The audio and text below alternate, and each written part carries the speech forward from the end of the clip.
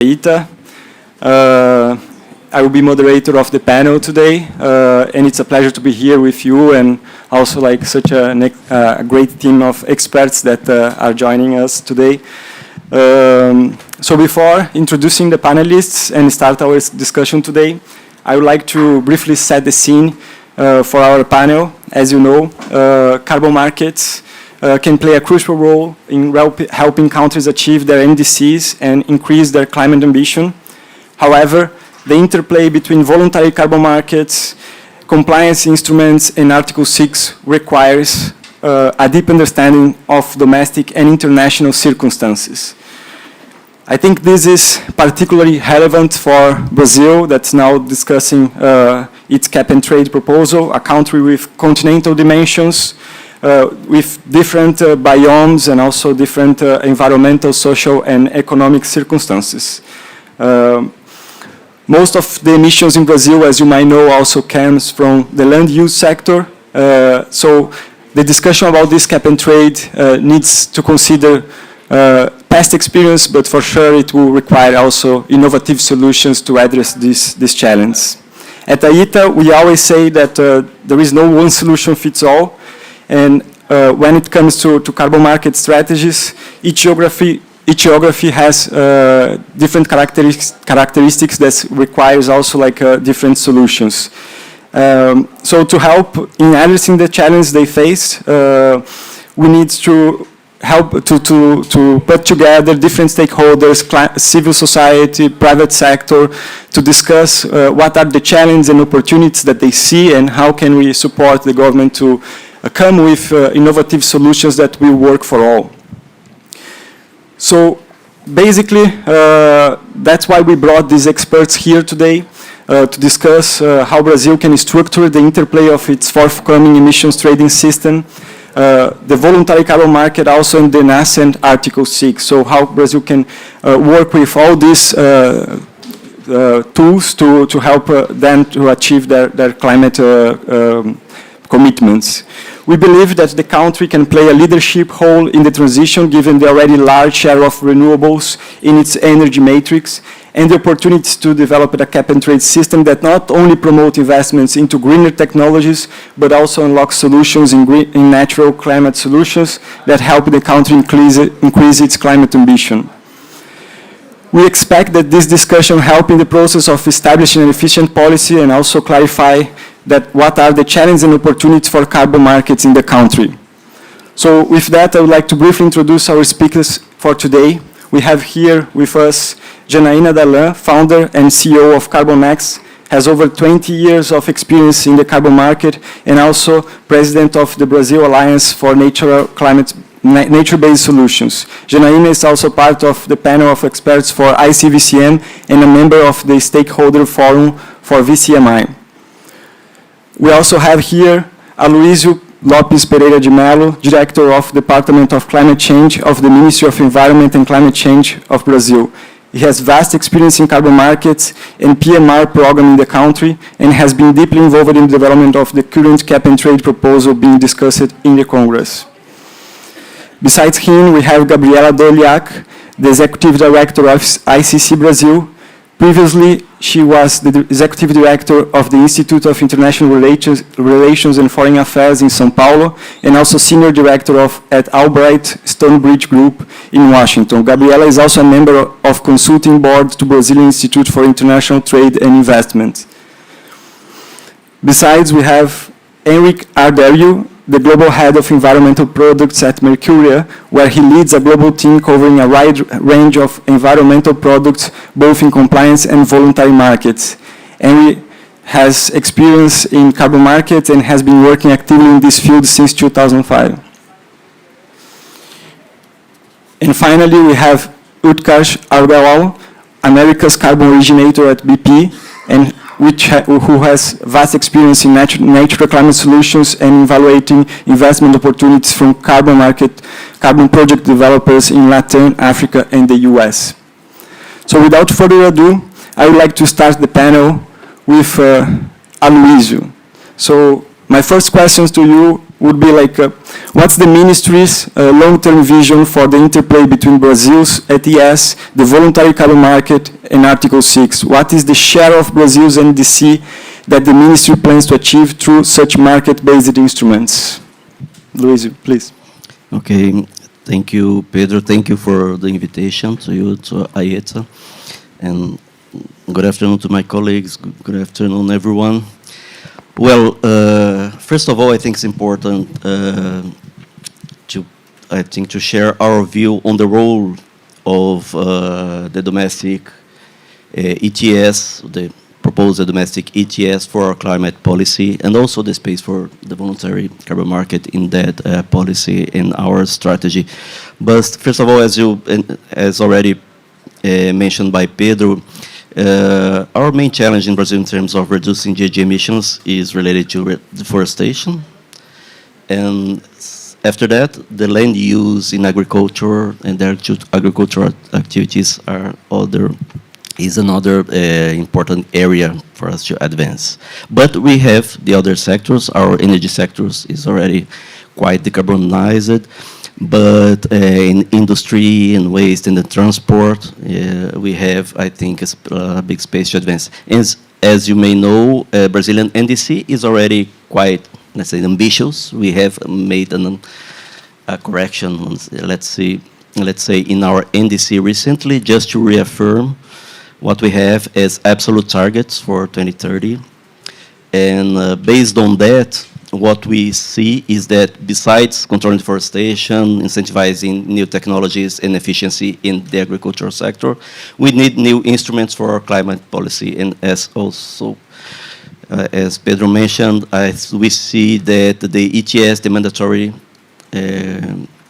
carbon market and emissions trading scheme, can play important roles in terms of creating a price signal for in the industrial sector, sectors that are most, let's say, that are hard to abate, and for those sectors, not only industry, but those sectors, a price signal can play an important role. So an ETS is part of this framework, as we see, of our national policy. We are working on the revision of our climate plan to have clear implementation strategies for each sector to meet our NDC target. But when we started this government, we realized that there are many bills in the Congress trying to somehow create this domestic ETS and also addressing the voluntary market. And we, as a government, in dialogue between different ministries, we decided to revise those bills. We found there were some important gaps, inconsistencies maybe in the bills, and decided to propose to the Congress a new text. So we worked on that for like 3 months, and and also with a legal review after that, we proposed the text. It was adopted by the Senate, and it was approved by the end of August, September, the text in the first phase in the Congress. Now it's in the second phase in the lower chamber, deputies chamber, some more complex process, I would say. But basically what we are saying in that bill, that we are establishing the ETS and we are defining the basic regulations of the ETS, the governance framework, clearly what are the 2 obligations for the private stakeholders under the ETS, the reporting under the mandatory reporting system, and the compliance with the targets defined in each allocation plan by 4 or 5 years period.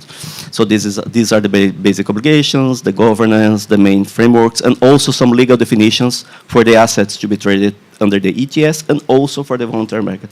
So the bills, besides defining the ETS, also addresses other issues related to the voluntary carbon market, and also to enable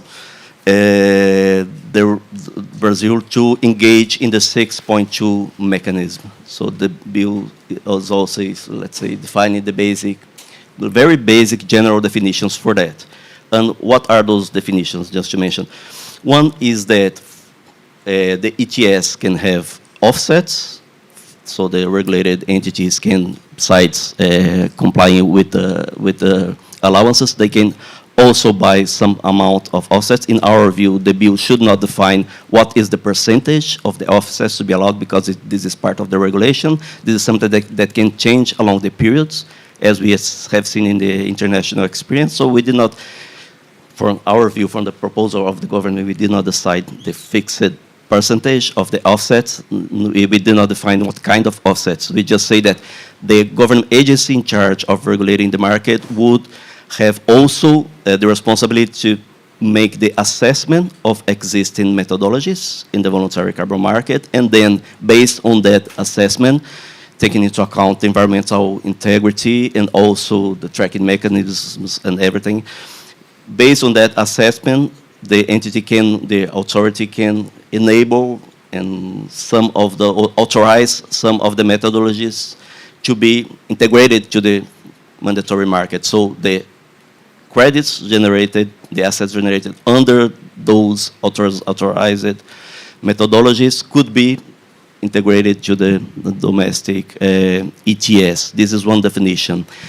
Another definition is that for the 6.2 mechanism for ITMOs, it applies the same basic definition for a specific carbon credit to be to be sold as ITMO. One of the requirements is to have this same process of having the methodology assessed and then being approved for the domestic ECS. So since it's, let's say, considered good enough for the domestic ETS, it can also potentially be sold as ITMOs.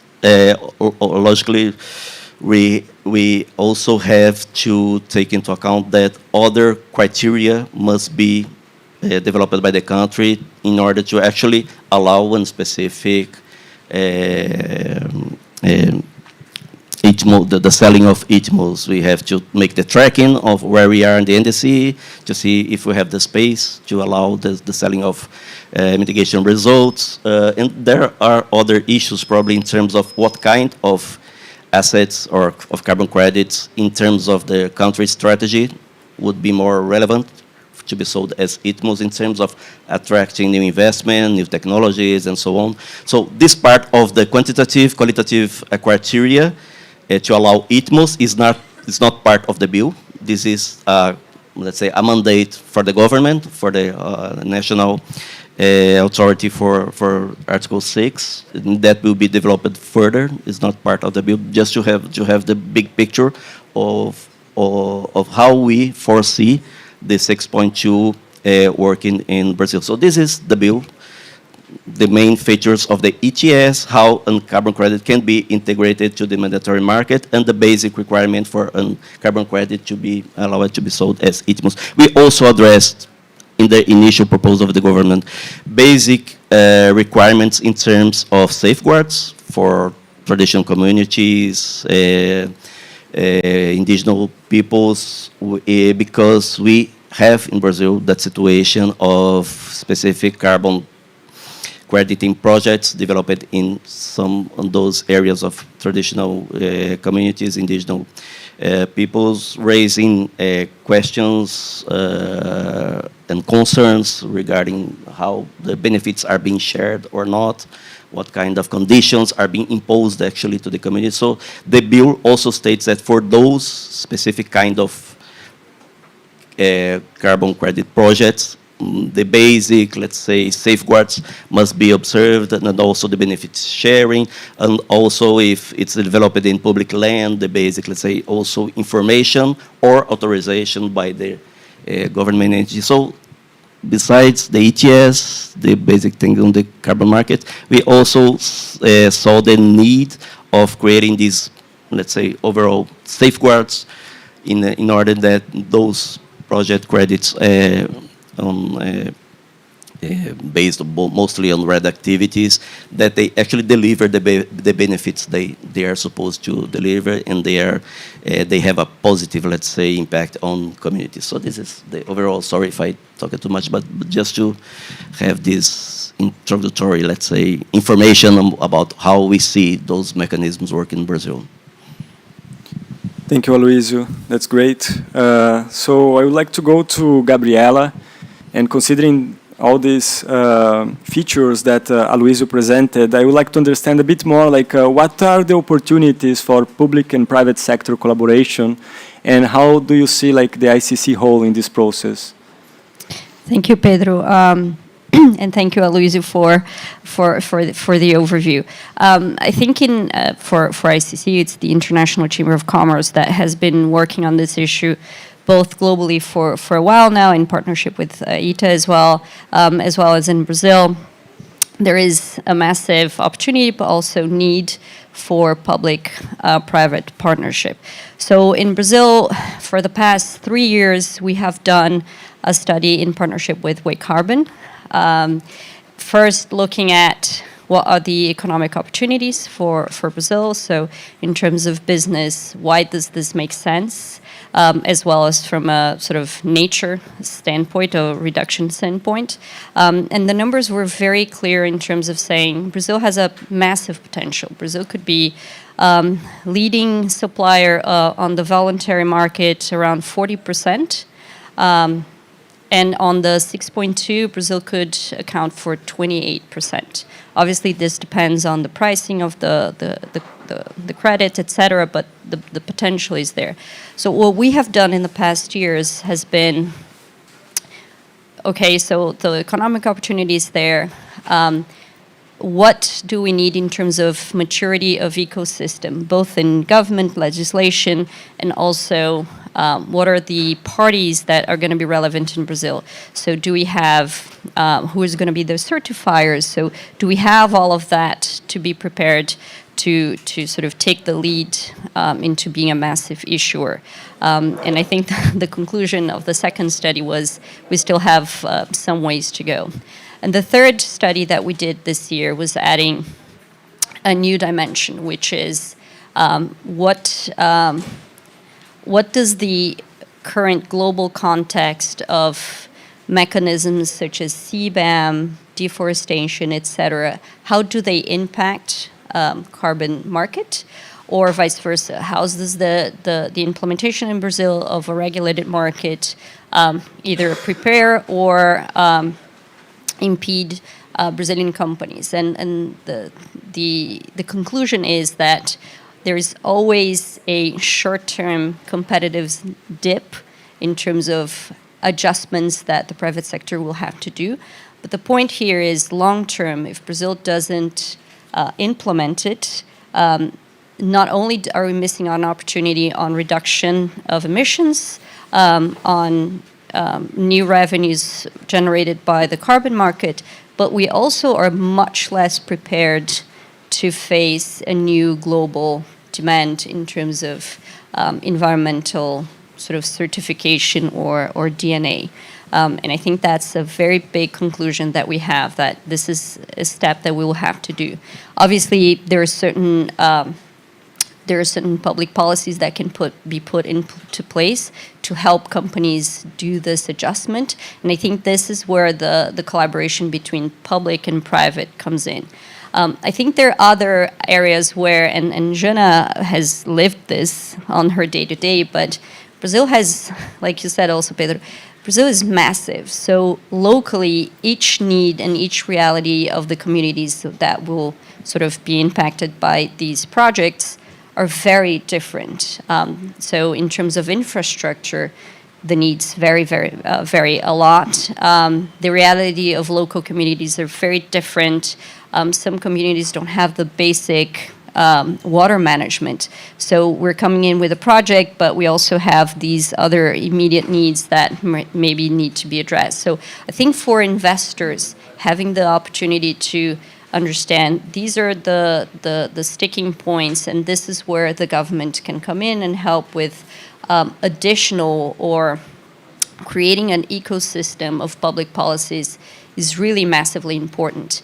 And if we look at the companies or the private sector that's part of ICC, we're not only talking about one sector or maybe industry, et cetera. We're talking about the whole ecosystem of private sector sees the potential of this, sees that they need to be a part of this. So the financial sector is very much interested. And I think for them, it's understanding, okay, what's the legal security that I have in terms of land ownership as well, so compliance. So it's really a lot of different issues. Not only it's complicated to get an ETS sort of set up in Brazil, but then the additional ecosystem that comes with it. And I think we'll only be aware of it or be able to fully map it with the investors, with the companies that are doing these projects, and then establishing a good relationship, which this government has been very open and very collaborative in terms of what works for Brazil and what's our reality. Thank you, Gabriela. That's great. And I think a point that you mentioned that is really important. It's to understand the local scale, right? I mean, like the size of Brazil is also a challenge. It can bring opportunities, but it's also a challenge. And with that, I would like to pass to Henrik, because I know that Mercuria is deeply involved in Brazil, and I would like to understand how do you see like the whole of Mercuria, like how do you expect to support Brazil in achieving its climate commitments, and also to contribute to sustainable development and robust market mechanisms in the country? Thank you. So yeah, we're, I guess, active in different fronts. No? So, and I'll focus a bit more on the nature side, but we're also doing other things kind of on the waste to bio, waste to energy. But given it's more of a nature, I'm going to focus on that specific area. So I think there's a couple of areas where we're active now in Brazil. And I would say largely right now they're driven from a voluntary market perspective. But of course, we have good visibility on what is developing in terms of internal regulations in Brazil. And I guess the uncertainty for us is we don't know what sort of pricing are we going to have, for example, if we have a Brazilian ETS. And then in a way from there, you start deriving what are the underlying activities that would be supported either by a voluntary market price or a compliance market price. And from there, we start building what are the sort of portfolios and constructs we want to develop in the country. So right now we're focusing on the nature space on two areas. One is RED, and on that front we're active both on the jurisdictional side, working with the state of Tocantins, which is one of the first developing a jurisdictional RED project, and also active on the kind of what's called the project REDs. So we're supporters of both. We both are completely compatible.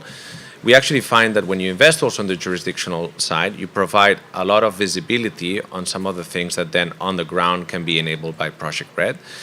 And those two areas, I think for us the key is because of this uncertainty that I was mentioning is what's the direction of travel? Where is it, are these products going to go to voluntary markets? Are they going to go to potentially an ETS? For us, from a reputational perspective, it's key to work to ensure that we have access to both markets, so that if you're an underlying project owner or a landowner that has a project that doesn't know exactly if maybe the first 3 years it could go to the voluntary market, and after that to the compliance market, we build structures to give you that flexibility. Because again, for us, it's a reputational risk if there's a complete mismatch on what pricing expectations and achieving pricing. So I think that's one key area. Then on the other side, we're also very active on the restoration space.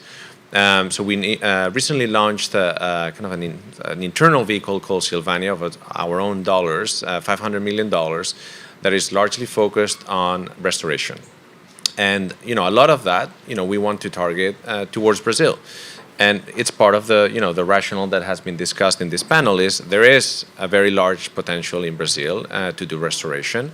There is a potential also to do multiple types of restoration. Traditionally, like the purists would say it's only native restoration.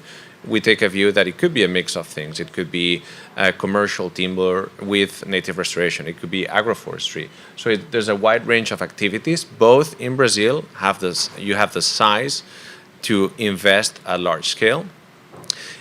So we're starting kind of to deploy that capital. We've recently created, with part of that money, a fund in Brazil that is actually deploying that in 2 states in Brazil. It's also with partners, local partners. So we always want to work to kind of scale this, to leverage our own funds with other funds. So we're working with local money that is interested also to invest in this space and to start deploying that capital. And then also, we think there is a very good opportunity to work in other parts of Brazil, potentially also with public land, where there's a significant degradation in certain areas that is not attracting capital. So having that legal framework, that legal visibility, for us would be very useful in order to start investing in restoration in those areas. That's great. Thank you, Eric. Really important points. I think sometimes we think carbon markets as kind of an independent system which would work by itself, but we need like this mix, and I think it's super important to have efficient instruments. So, Utkarsh, I would like to understand a bit more, like how does BP see the whole of carbon markets, both voluntary and regulatory?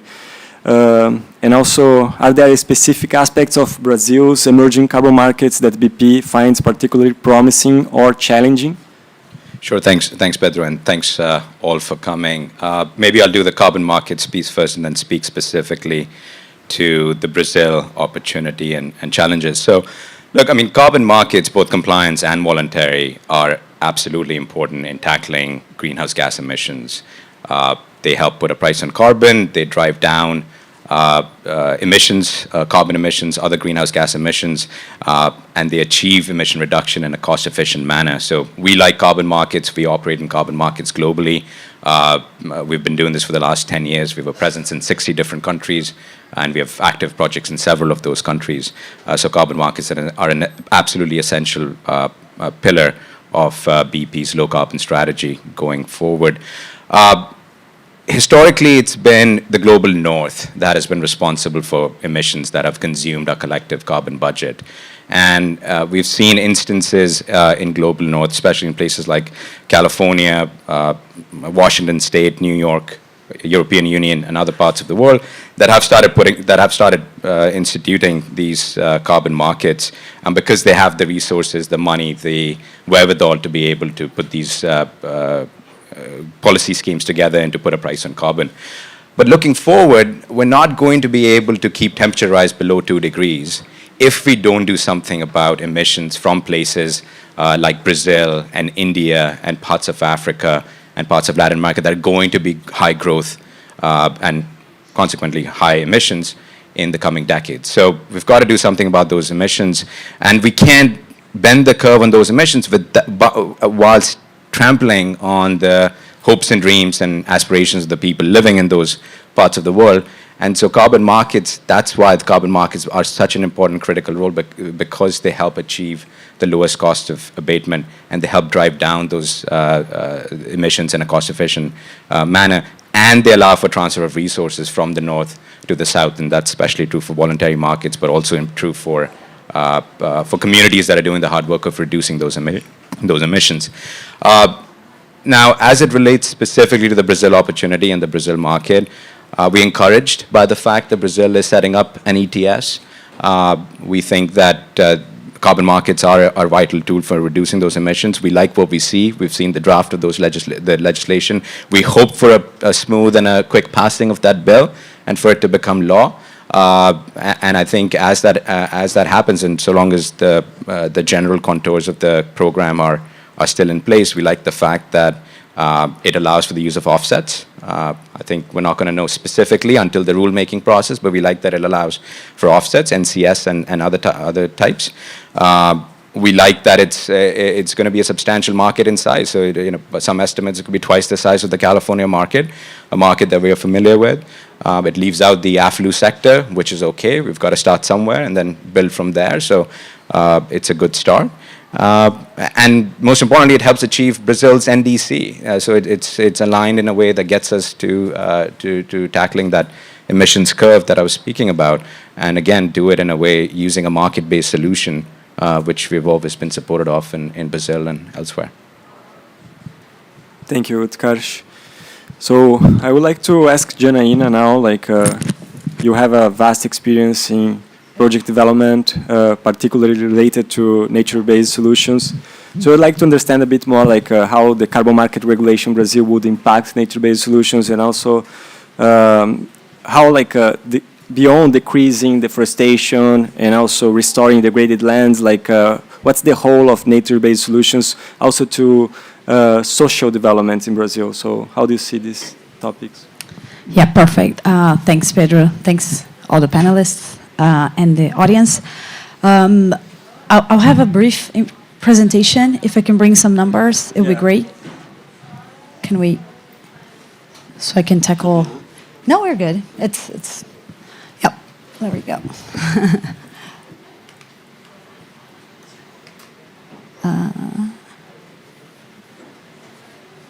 So we have in Brazil, like Pedro was saying, we do have a past of nature-based solutions in Brazil, after all. It's not a new market for Brazil.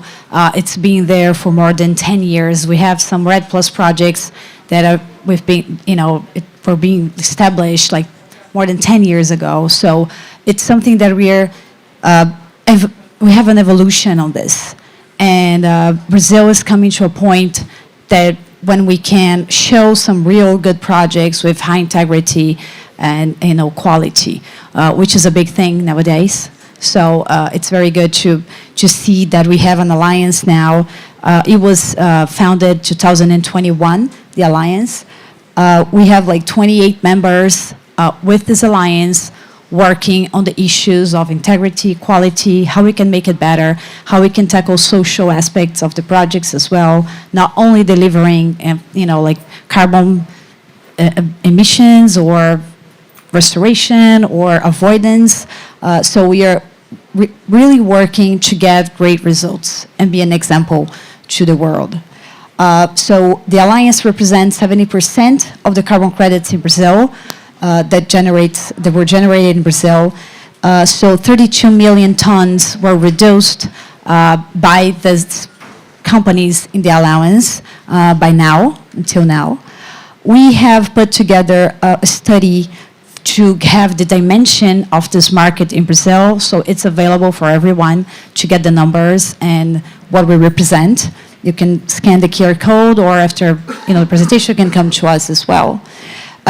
We do have some goals in the alliance. So the carbon credit markets, we wanted to bring a safe environmental business so we can have a great market in Brazil.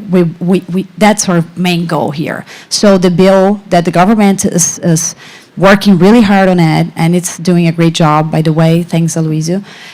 It's being a very open government, so we can bring our inputs. We have been to the government, talk to them, and giving examples from real projects.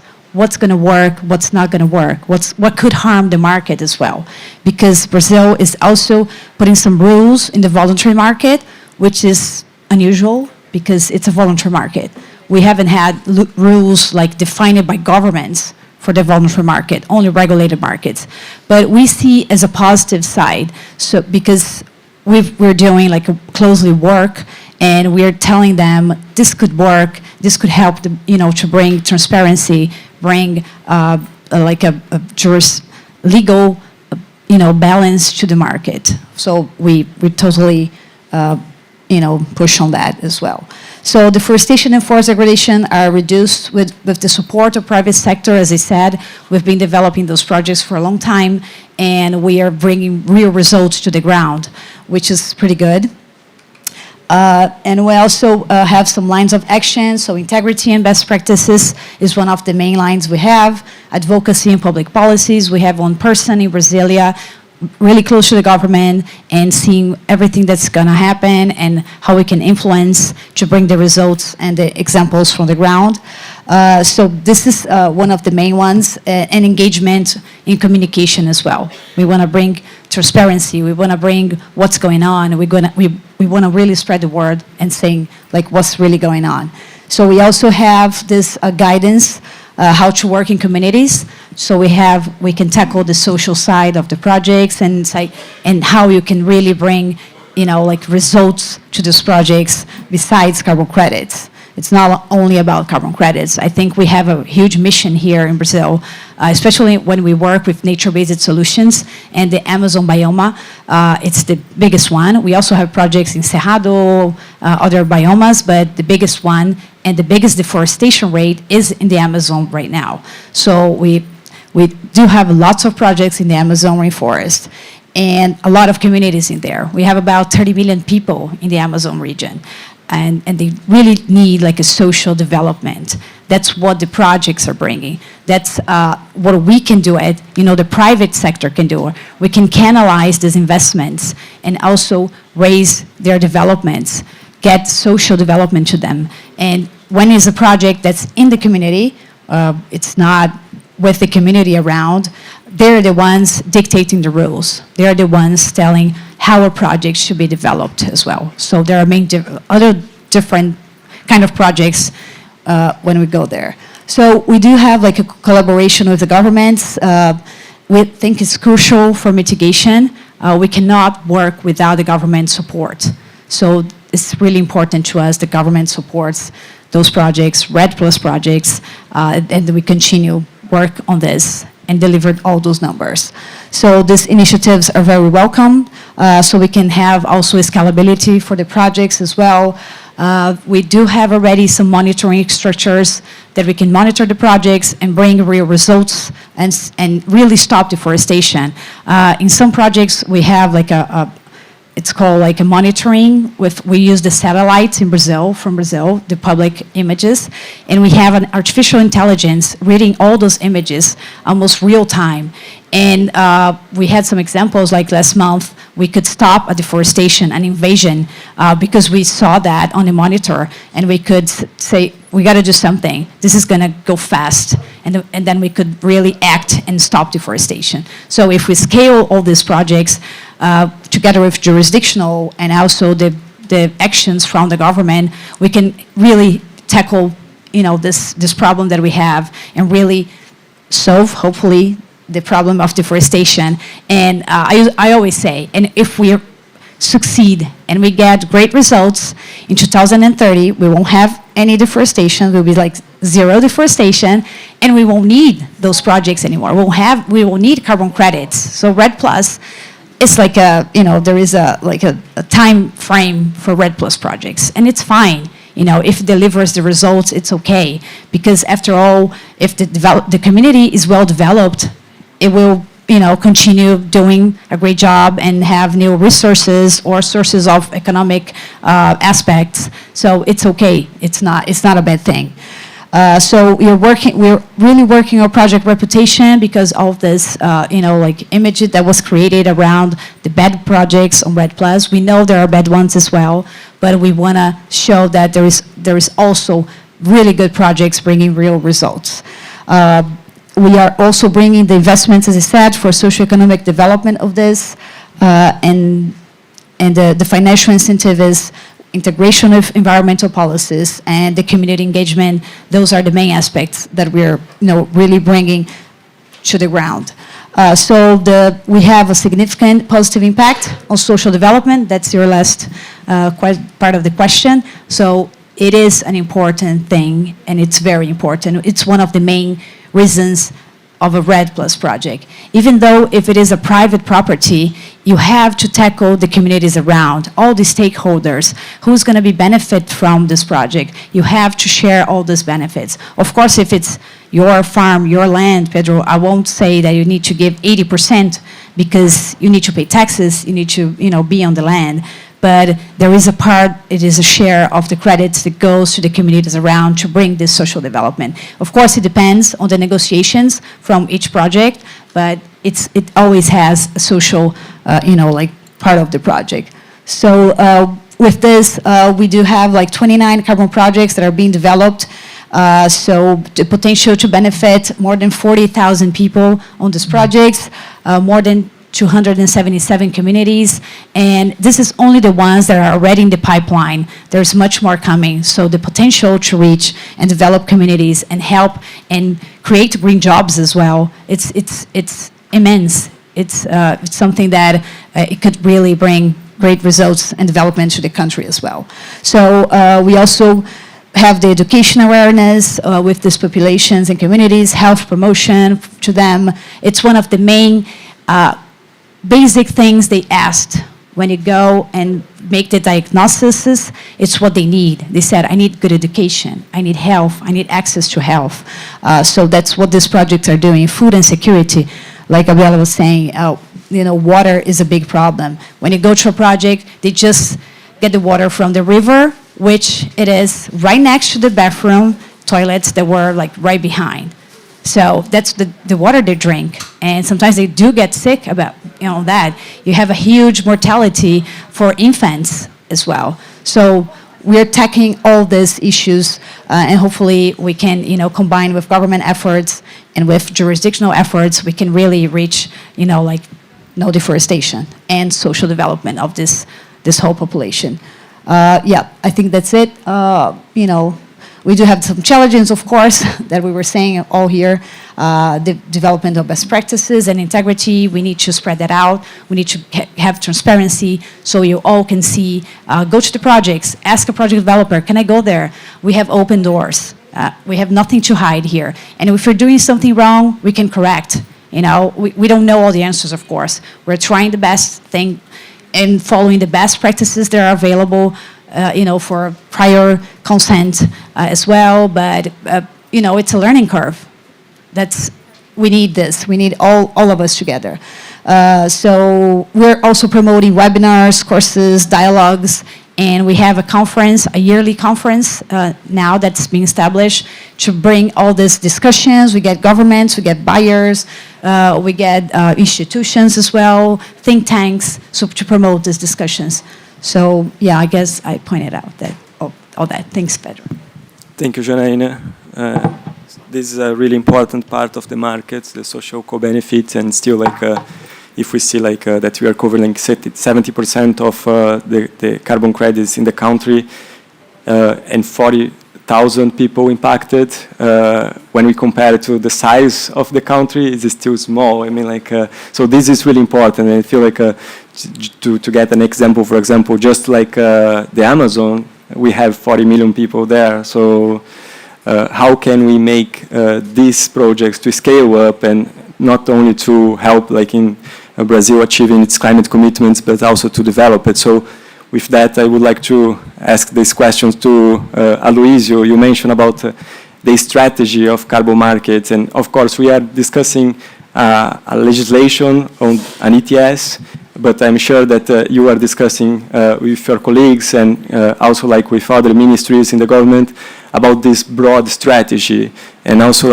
how do you see the whole of nature climate solutions in this process, how to balance nature conservation with economic development that Brazil also needs. So how do you see these things move forward, and what you expect to see? Okay, Pedro. Yes. Well, as I mentioned before, the main challenge we have in the short and mid-term for the Brazilian NDC in our climate policy is to address deforestation and also agriculture, the agricultural sector. And for that, we will need to mobilize different instruments. Deforestation, as you may know, the main results we have achieved right now since the beginning of the year to put the deforestation, the reduction of deforestation on track and in a good speed is basically on command and control. But besides that, we need much more. We need economic instruments, and we are developing that. We have already some of the instruments in our domestic climate fund. We are putting much more money on that fund next year. We are the main, let's say, the cheapest resources in that fund next year. We are putting $2 billion in that fund. Will go to forestry, to recovery of native forests, and so on. So we are creating new economic instruments, new financial instruments for that. We have the environmental, the payment for environmental services, a new framework to enable arrangements for that also. We have, let's say, a very social environmental program, which is Bolsa Floresta, which is a kind of a social benefit for people living in traditional. So it's a set of instruments, and one thing that I think would be an important part of our strategy is to have good incentives for forest restoration. We have a target to achieve something like 12 million hectares of restoration by 2030, which is ambitious. And on the other hand, we don't know if that will be enough for us to meet our targets. So we are just going back to the numbers, to the modeling, to the experts, to see where we are and what we need in terms of forest restoration. And for that kind of activity, yes, the carbon markets can play a role. And in some of the cases, we have new business models of forest restoration going on in the country, and the additional revenue by carbon credits for restoration can play a role in terms of enabling some of these new business models. And besides that, I think Henrik mentioned that in our policy for forest management, the concessions for forest management, the Forest Service has developed a new modeling for concessions for restoration also. So there's a new area or a new approach also to address the restoration of degraded land in Brazil. So that big area of how to incentivize forest restoration, I think is an important part of our strategy. And as I mentioned, for that particular area, I think that carbon crediting can play, and should we expect that can play a specific role. And in methodological terms, I think it's less. There are discussions on that at the moment in 6.4. They're discussing that. I have to go back there, including. Yeah, but I think it's, let's say, less controversial. I think it's I think a quicker way to move in terms of incentivize. So this in the mid-short term, we need to build this whole package of instruments to address different challenges in terms of reducing deforestation, enabling forest-based economic activities and the bioeconomy that we want to incentivize, and also incentivizing restoration because there's a big potential on that. One thing that's important to mention, and going back to some of the questions we have before, is that in terms of the REDD+ mechanism and potentials, and this is part of the discussions we are having right now around the bill in the Congress and so on, it's important to stress that we have already a good governance for the REDD+ mechanism in Brazil, which is the National REDD+ Commission, and that is the space, the institutional space, to make, let's say, the broader governance in terms of bringing together the, let's say, the national accounting of the results from REDD+, and that, I think, it's a condition for us to have, let's say, a good standards in terms of how of the instruments to finance the REDD+ results, either based on the payment for results as we have in the Amazon Fund, or for market mechanisms based on jurisdictional approaches, or also there's a space for the projects, since they are part of this general framework. I think one area of attention is, and is a problem for us as a country, for the integrity of our accounts, but mostly is a problem of credibility for the REDD+ projects, for the project approach, if they are not part of that integrated accounting of the REDD+ mechanism, what we communicate in your FREL to the convention. So this is, I think, the framework that we want to preserve, let's say. It's important, as I mentioned, not only for the government, for the states, the jurisdictional approach, but also for the projects that we have this, let's say, integrity of the results, to avoid any kind of question regarding double counting of REDD+ results. So enhancing and have this governance mechanism, I think, is important for all of us. And just, sorry if I'm talking too much, but one of the things of the voluntary market that we are addressing in the law is not directly related to nature-based solutions, but for our vision as a government, for the market to develop, it's important to have, a strong regulatory basis in terms of clear definitions on the assets both in the mandatory and the voluntary market. So one of the things that the bill is doing is to make a clear definition of the legal definition of the assets, either the allowances, but also the carbon credits. It's something that it can look like a minor thing, but I was following this issue before, the Minister of Finance. There are many questions that were raised on how companies can do the accounting of these assets. And the other part of the definition is the taxation. Nobody likes that we put the law how it's going to work, the taxation of those assets, but it's something that needed to be and needs to be clarified, because also in the former experience, it's an area of uncertainty, for not only for developers, but for the companies also that are buying those credits. How, what is the approach for the taxation of the credits? So the bill is also stating what clearly, some didn't like the approach, but it's clearly addressing how the taxation for those credits should work. So this is, I think, just to mention that we understand that this broader framework for the market to operate is important. We are trying to clarify that through that bill. Thank you, Aloysio.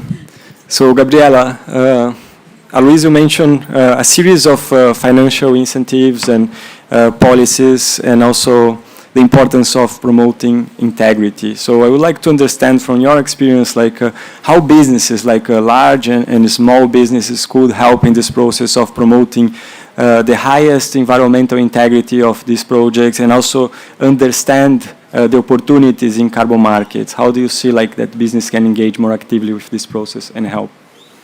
I think there's two sides of it. I think there's always the carrot and the stick.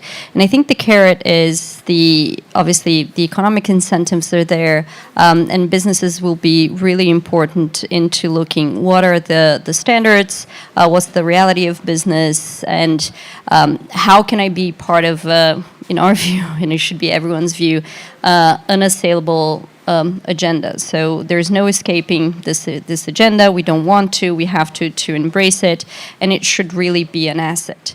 On the flip side, I think there is a global reality, as I mentioned, that is developing. That is, trade will more and more demand your environmental credentials, be it on deforestation, on your emissions, on your human rights due diligence, and companies will have to be ready for this. Like I said, I mentioned CBAM, deforestation, the Forest Act in the US, so there's a multitude of new requirements globally that will demand this this environmental qualification from companies.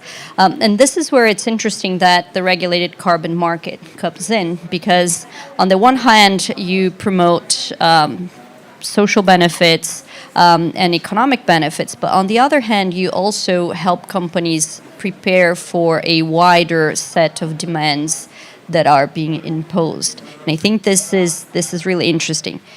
Now, if you look at today, if we hopefully by the end of the year we'll have the ETS approved in Brazil, and we can start finally actually working practically in this agenda. I think we'll find that we still have a big learning curve. So there's a part of the Brazilian private sector that has been looking at this for decades, so it's not a new thing for them. There's a big part of the Brazilian private sector, big companies, medium and small, that will have to have a quick sort of crash course in what does this mean for me? How do I participate? I think this is where institutions like ICC and other associations come in, really looking at how am I building capacity within big companies, smaller companies that are not, in São Paulo, but the inner workings of Brazil, and how do we make this available for them in an accessible way? One point is, I don't think every company and every reality applies to carbon markets. So I think this is something that we also need to be aware. But I think there are other potential tools that will be developed that may make more sense for some companies. So we're discussing at ICC the other day biocredits. So this is, and these are all tools that are complementary. So sometimes we get down the rabbit hole of carbon markets. And sure, I think they will be massively important for Brazil, but it doesn't mean that every single company will need to be part, unless it's the regulated, and so under those rules, but that it will make sense for all of them to be very mindful of and actively participating on that. There may be other tools that makes more sense for their reality and their business core. So I think these are all things that businesses, those that haven't started thinking are surely now sort of feeling the pressure, not only because of the potential, but the regulation coming, but also because of a wider global context that is inescapable. So I think we need to be, as a business community, we need to be ready to face it. That's great, Gabriela. So, Henrik, Aloysio also mentioned about the importance of regulating the voluntary carbon market and to ensure the robustness of this system and the integrity of the system. You have a vast experience in terms of providing the infrastructure, or at least like supporting this process. So I'd like to understand a bit more like how the Brazil carbon market, the voluntary carbon market, could be enhanced in terms of ensuring the integrity of the credits that are being generated there, and also like how you could implement infrastructure to avoid double counting and ensure the credibility of the emission reductions. It's a complicated question. I'll break it in pieces. I mean, I guess when the way I think about Brazil that is very different maybe to other countries is you will have what I would say is a relatively small regulated compliance market compared to the size of the emissions in the country, or the potential also of sequestration, right?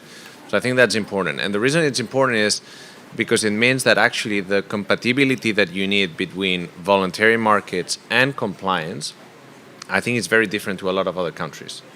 So I think that's not number one, acknowledging kind of that context.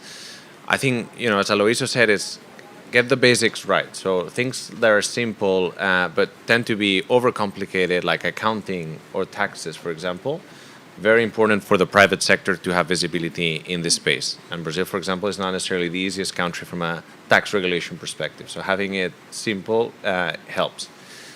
Then I would say the other thing is, as private sector, we also need to be realistic. This will take a long time, right? It's like we might have some visibility now on kind of the high-level principles.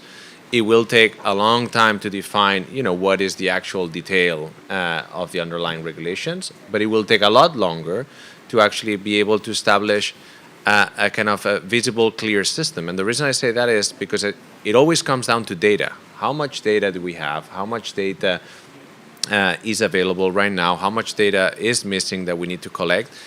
And, Europe is the perfect example. It took, years and years, over a decade, to actually, get, what regulators wanted to achieve, which was a high carbon price. China, learned a lot from what had been done before, and that system is taking also it's time to be established. So I think acknowledging that, this might be similar, but might take its time to develop, I think it's key, so we manage expectations. Then I think the question is how, in terms of how you think about designing kind of such a ETS with the context of that I mentioned around voluntary, is how do you bring that flexibility in the system, right? And that's, usually flexibility is offsets. Defining, as soon as possible how that's going to look like, what is going to be eligible, what type of projects, what are the start dates, what are the methodologies, is it the current methodology or is it just the new consolidated methodologies, for example, is it their own methodologies? And again, depending on each country is adopting kind of different ways to approach it. But I think the key, at least for the private sector, when you think internationally, given the potential of Brazil, is to make sure that there's as much as possible alignment with international standards, if not relying on those. Because then As private sector, I can invest with the mindset of, this could be a product that is both eligible for the compliance market or for the voluntary market. And that, brings kind of a different scale to the discussion. Because conceptually, as I said, it's a relatively, in the big scheme of things, small regulated sector, but the potential for reforestation or RED is so large that you want to have that flexibility to access both markets. I think also it's going to be important is when as a regulator, you're going to be thinking, I guess, what is the sort of pricing that I want this market to achieve, which is, is a discussion amongst, what are the economic sectors covered? How much can they absorb of that cost? How does that connect with CBAM? Is there going to be leakage on pricing if we don't get that level right? So all those things are key because at the end of the day, it also reflects what are the sort of underlying activities that you want to incentivize on that kind of flexibility within the system.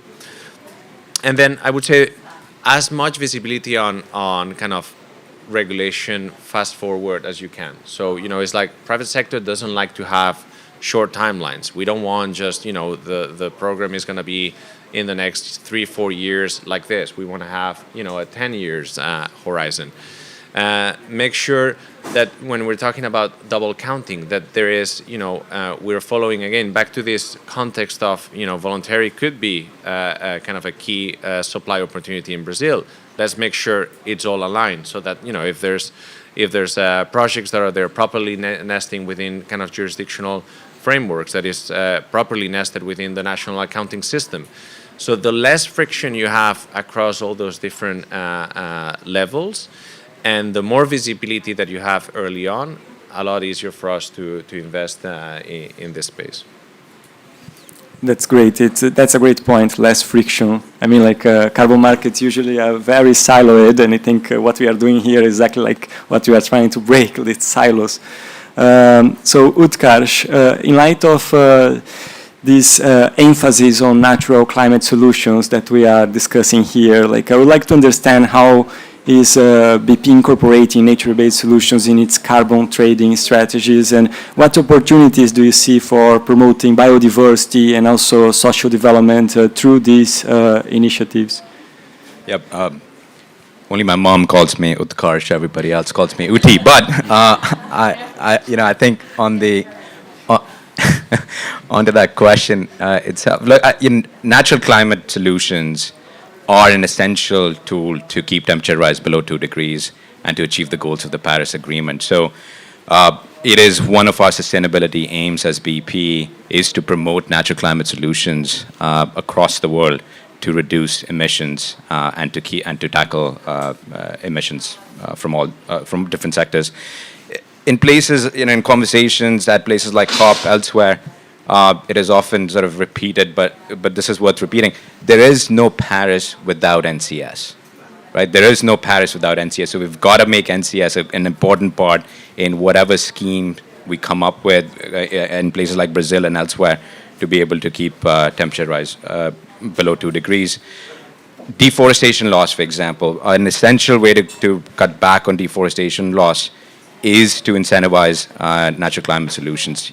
They are, the practitioners here on the panel, it's good projects, good NCS projects cost about $10, $15, maybe $20 to achieve that abatement, as opposed to maybe $300, $800, $1,200 for some of these other project types. So from an efficiency standpoint, to say nothing of the co-benefits on biodiversity and social development, it is just imperative that we all as practitioners in this room and elsewhere make NCS an integral part of that toolkit that we're deploying to reduce emissions.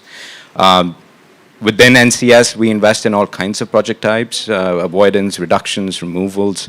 We do improved forest management in North America, RED Plus, reduced deforestation projects in Latin America, mangroves in Asia, grasslands in Africa, removals and restorations across Brazil and elsewhere. So, and the reason why we do all of this is because, sort of three critical things, right? As you mentioned, it promotes biodiversity, it supports social development. Promoting biodiversity is again a part of our sustainability goals to enhance biodiversity where we operate, and we have huge operations in Brazil, so NCS projects nicely fit into our sustainability objectives. And then most importantly and critically, it allows for the delivery of finance to those communities that may not have the schools and the clinics and the clean water and everything else that we heard about in the presentation. It allows for the transfer of resources to those communities that are doing the hard work of reducing emissions, which is again why NCS is such an important toolkit within the overarching framework of investing in carbon removals and carbon reductions and achieving emission reductions broadly. Thank you, Uchi. Now it's better, no? So coming to you, Jana, because you are on the ground, I think it's super important to get your perspective here, like about what are the main challenges to scale up NCS in Brazil, like, and also how the NBS Brazil Alliance is working to address these challenges. Sure. Yeah, we do have many challenges to scale this, and one of the main challenges, I think, especially in Brazil, is like land issues that we have, because it's a very complex, like like titles and registration of these titles, and if they're like if they're not overlapping, like the conservation units in Brazil. So this is one of the issues that we have to overcome this. I think the government is working on this, and some state governors as well. They want to give us like a security that this land that you're developing a project is not going to be questionable within some years and say, oh, you overlapped a conservation unity. What happens then? So this is one of the issues that we have. As an example, my company, we have already had like a due diligence on 44 million hectares in the Amazon. Out of this 44 million, 1.7 were real projects. So it was like a small percentage of this that had no issues for legal issues for land titles or overlapping or anything else. So this is a thing that we really face on a daily basis. We also have some transparency issues at the moment, because people are really questioning the results. Is it a good project? Is it really delivering what it should? Is it tackling like social aspects? So transparency is also something that it needs to be overcome. What else? We need to something that we need to do is the regulation is another issue in Brazil, because we need to have the regulated market working so we can comply with the Paris Agreement, and also have the space for the voluntary market to be on the market and not have double counting, things like that to be questioned later on. CONARED is the committee, the National Committee for REDD+ that Aloysio was mentioning. It is an important instrument as well. I'm part of the committee. I have the private sector chair divided with another colleague. We have one chair for the private sector, but we do have a voice, so we can actually discuss all these issues for REDD+ to avoid double counting and have an integrated accountability after all. So we won't be issuing credits that shouldn't be. Also, we have like the challenge of giving the transparency about monitoring what we're doing, how we're really having results on the monitoring systems that we're developing. And I think this is like the alignment. The last one is the alignment of methodologies, because everybody's creating a new methodology, and we need to align all this to gain back, like the trust of the buyers, and say jurisdictional is going to be a good thing, and it's going to be aligned with the private projects. The private projects will be nested on this accountability, this whole accountability, and complying with national numbers, because that's very important. We cannot report a number and not complying with private and jurisdictional, and then we'll have a huge problem in the future. So I think those are the main challenges. And the Alliance, we're trying to do a lot of work to tackle all those. It's not easy, but we do have like some technical working groups. That's how we do. We work. We have people that are dedicated like only to the alliance, and also people from other companies that are all together. They have working groups to talk to the government, and we have working groups to talk to the press and bring out numbers, get some studies, get some intelligence out. We have some working groups talking to state governors. How are you dealing with the land issues? How are you dealing with this? Do you have a solution to us? Can we bring this to you? Is this a good title or not? So we do have this all massive work being done, and we're trying to have also a communication group as well to bring those out and say, if you need any information about it, anything, just come to us. We can give the numbers and we can show what we're doing. And all these technical groups are working really hard to really, overcome all these challenges and bring more results. Thank you, Jana. That's great. I think these are all great insights, and I think it helps a lot to understand a bit more the landscape and how, where are the opportunities, where are the challenges, and how can we work together to overcome these challenges and scale up markets with high integrity in Brazil, and also help the country to achieve its NDC. So I would like now to give space to the audience here, like if you want to ask questions or commenting about anything that was discussed here. So I see that Renata, you are, if you want, I'm not sure, can we have a mic here, please?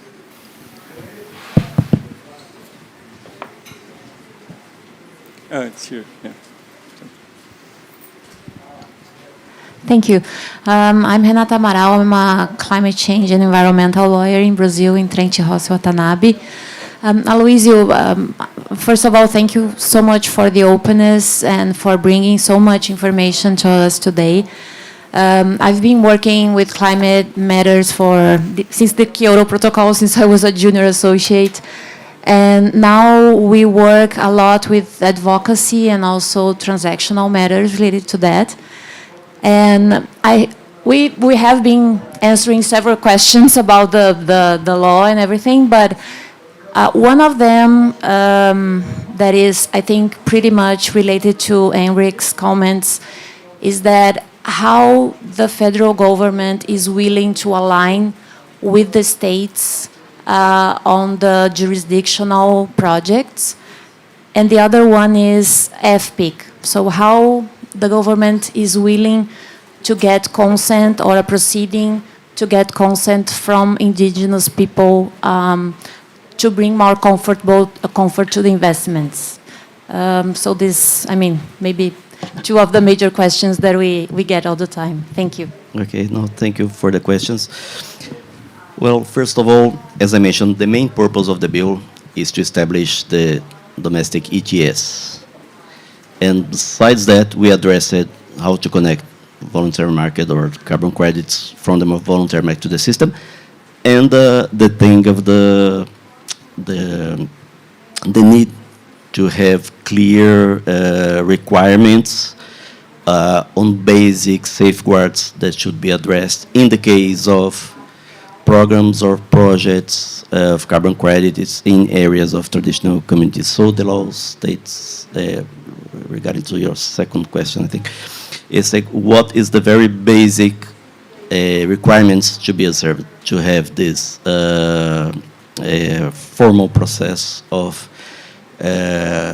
informed consultation, like the requirements of the WTO 169 framework, things like that, the requirements of having a clear definition of the benefit sharing, or else the participation of the communities in the benefits of the projects, and indicating, including how the resources or the benefits should be managed in order to actually reflect what are the priorities of the community. So this is the basic thing that we put there. So the law just creates this general framework to be observed by the project developers, the projects that are going on the ground, and everything else. So this is the thing, one thing that we needed to. We realized that we need to address somehow because of the things that were going on the ground. So I think maybe it's a first indication. Let's see how it's going to move. But with that, we think that the federal and state government agencies that are managing those lands, that are supporting the traditional communities in their areas, they have a reference on how to interact. And also the private sector, project developers, have clearly what they have to take into account. I think this is one basic thing. We hope that creates, let's say, a better environment for those activities to go for, because we believe that they have a role to play in terms of actually delivering, materializing, let's say, the benefits for the role the communities play in terms of managing the forests and the conservation, preservation, and everything.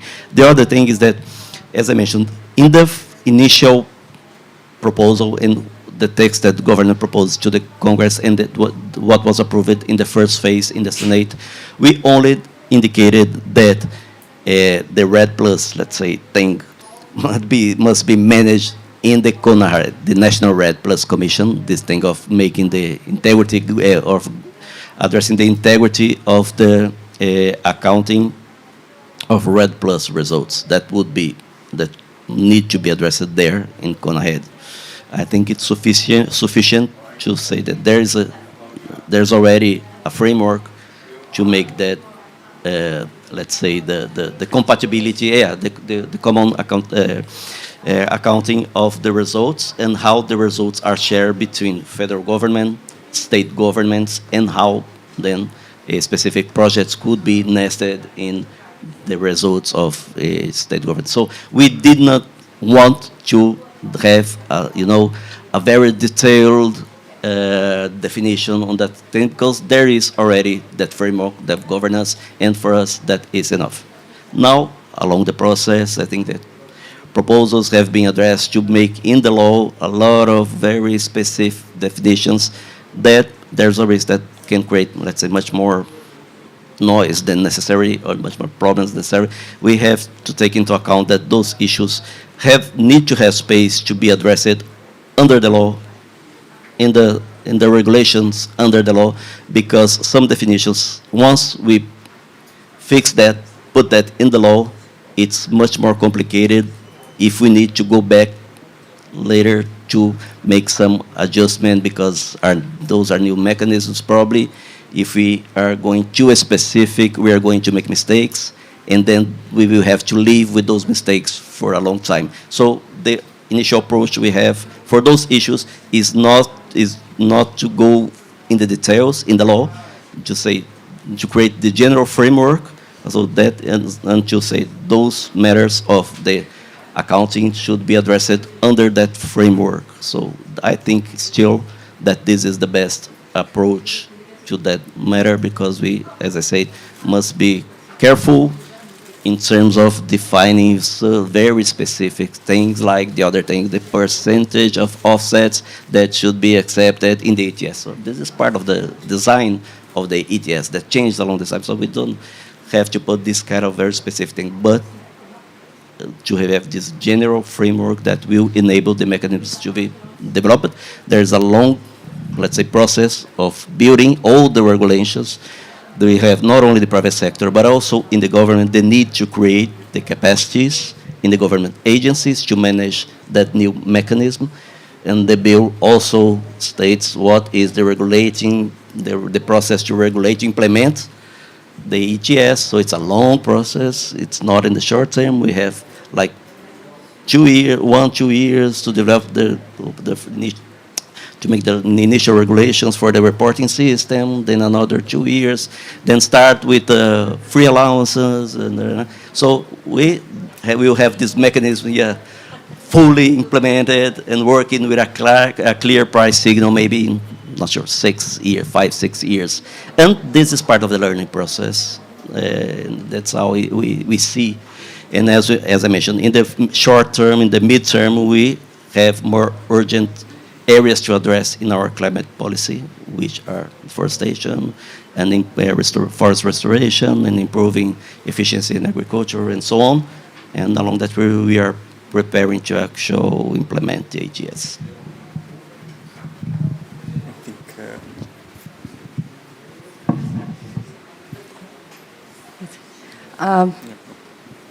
Okay, my name is Oksana. I'm from Russia. I'm CEO of Russian Carbon Registry.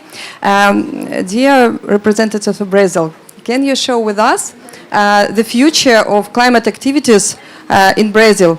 Will it be an instrument for supply under Article 6, or it will be only for your inner purposes for NDC targets? It's the first question. And another one, is it allowed to make offsets from voluntary carbon markets in your new ETS system? Thank you very much. Hi, good evening. I'm Tatiana Oliveira. I'm from a Brazilian human rights NGO working with carbon markets from social territorial rights point of view. So my question goes mainly maybe on the visibility issue that was pointed out in the presentation. So I'd like to ask to the representative of NBS Alliance if you have or are you working with any transparency platforms, since you are also using public data to structure your projects, and also overlapping, as you said, with public-owned land occupied by IPLCs. Also on visibility, you mentioned that you are always open to any questions on visibility and the numbers of your projects. My question is this visibility of some of the projects or of all of the projects? Will civil society be able to access all the project information so that we will be able to monitor your acting on the territory? This question is actually also to Aloysio. Is the government working in any kind of platform so that we can have access to, I mean, all these various modalities of carbon trading that we are listening to here? This would be very important to civil society so that we can actually monitor what's going on the market, but also on the ground.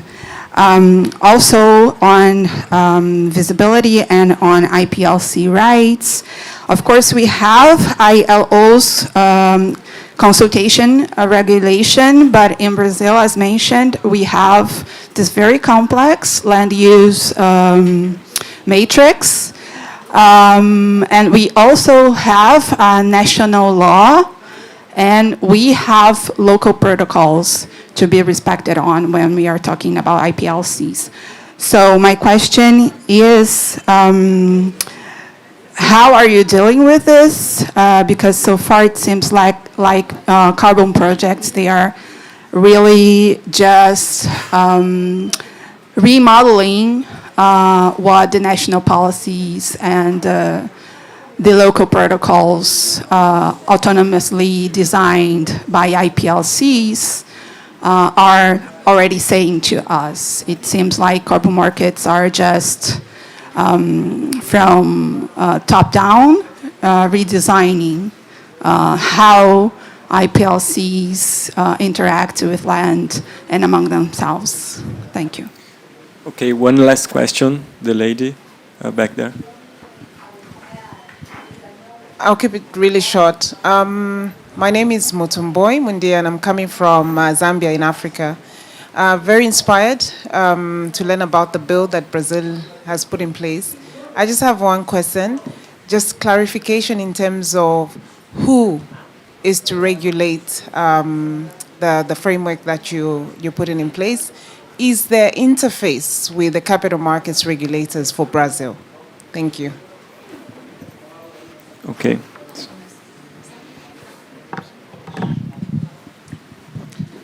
Okay, thank you for the question. I'll try to address them very briefly. But the question from our colleague from Russia, first of all, 6.2, the mechanism, as I mentioned in the beginning, in this bill, we put the basic requirement for let's say carbon credits generated in the voluntary market to be integrated to 6.2 mechanism in Brazil, and that is the basic mechanism. The basic requirement is to have the methodology assessed and approved. But that's in the bill. But besides that, what we're discussing internally in the government and what's going to be the process to allow for the selling of ITMOs from Brazil. So there is the quantitative assessment, which is, do we have space in our NDC to sell ITMOs? Are we on track to meet our targets? We have targets for 2025, 2030, but we don't have the trajectory in our NDC. We have to develop and agree on that trajectory year by year, then on the methodological approach to assess if we have the space, what is the margin that we should consider. This is part of the thing. The other part is let's say, the qualitative or strategic approach on selling ITMOs, which is from the point of view of the country, what kind of asset we want to, let's say, somehow incentivize through the opportunity of selling ITMOs. Is any kind, is based on the price, is based on the kind of technology of investment. So this is also this qualitative assessment from the point of view of the country strategy to use this mechanism as part of our climate policy, or part of our development strategy, let's say. So this is something that we are still discussing. These are some elements that are just putting here, but we are still discussing that. It's something that our view is that there must be a clear definition, regulation on that. That we don't want to have this kind of specific definitions. We are allowing this, we are not allowing that, based on some, judgment from the one that's sitting on the chair. No, we want to have a clear definition, regulation, the clear priorities and methodologies to do that, in order to be very transparent. And there you go. I say that I would be brief, but I'm talking too much. Regarding the offsets, very briefly, yes, the domestic ETS, as others, there's a provision to have offsets coming from the voluntary market, and the same thing, the methodologies, there will be an authority to be that will be in charge of assessing the methodologies with scientific panel and something like that. And then based on that assessment, methodologies that are proved to be good enough, then the credits generated using that methodology could be allowed as offsets in the domestic ETS. Regarding the governance and the authority, the bill is very general. Only says that there will be an authority that we're going to regulate like 23 things. And that's all, because we understand, and this is part of the legal process, the Congress cannot establish specific attributions to the specific government agencies, because it's a prerogative from the government to decide how the government is going to organize itself, what are the responsibilities. So the bill only establishes what are the competences, the mandates for the national authority for the ETS, and it's specific in listing those mandates, the power that the authority needs to have in order to operate the system, but does not specify which is the agency. Is something that we are still discussing. It's not very, there are many discussions about that. What is the best arrangement? Because there is this economic, financial aspect, but it's also an environmental climate policy. So we have to bring all this to the governance of the mechanism. I think based on that, on the question of Tatiana, at this point that as mentioned, we only foresee that we only have at this point that the National Red Plus Commission is in charge of making this, let's say, not only the accounting, but also recognizing what are the projects or the approach, the methodological approaches for Red Plus that can be part of the national strategy. I'm not sure if at this point the guys there are considering to have this platform in order to improve the transparency about this project. Probably it's a good, let's say, instrument. It would be necessary, but I'm not sure if it's part of the agenda right now. I think we are some steps, we are in the initial steps of creating or putting the more broader regulation, the requirements in order. But yes, transparency, I think it's a must in that area when we need to have this information very clear. Just to mention in the ETS, yes, once the methodology is approved, and then we will have, as part of the national registry, all the credits that are being traded under the regulated system. There will be a platform that will enable us to see what are the credits that are being traded as offsets as part of the domestic ETS. Okay, so I'll get the other questions from Tatiana. To increase visibility, like Aloysio said, CONAHED is one of the tools. Like he said, we're just starting the work. We have just set some working groups for safeguards and maybe a platform to have this data out, but it's still in the beginning. But it's probably something that we are going to be aware of this and be working on it. From the Alliance side, to work on the transparency, you asked about the public data overlapping, how we deal with this and how we take care of this.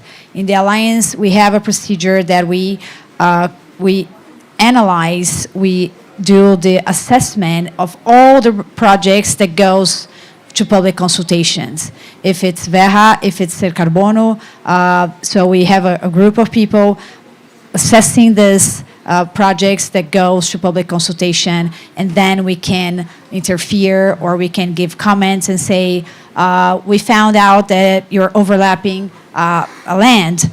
Could you take care of this? So we do have this work of watching all the projects from Brazil, only from Brazil. The question about the IPLC rights to local protocols, and you mentioned that it was going top down. What we have, like I mentioned before, we saw that many projects were, didn't know what to do. Actually, didn't know what to follow. Besides OIT 169, the international rule for FPIC, we didn't have some local rules for some places and projects. So what we did, we had a working group to put together the guidelines that I showed in the beginning to work with the communities. If you want, I can give in the end like a sample of this. So we do have a guide now that everybody can rely on it and do their best. And when we do not find in a place like a local protocol to follow on the FPIC, I can give you an example. What we have done in a project for our community, we have helped them to develop this protocol from themselves. We gave them tools so they could have a local protocol in place, so then we could start working on the project. This is also an approach that we think it's very appropriate when there is no local protocols. Of course, it takes time. This example project that I'm telling, it took like 2 years. And then we could send to VERRA, the registry that was chosen, like last week or yesterday, I don't recall. But it took us like 2 years to get a project done, to get the local protocols and, really do things like not top down, but bottom up. So things are really changing now, in my opinion. We are enhancing a lot of, visibility and also telling people what to do and how to follow best practices.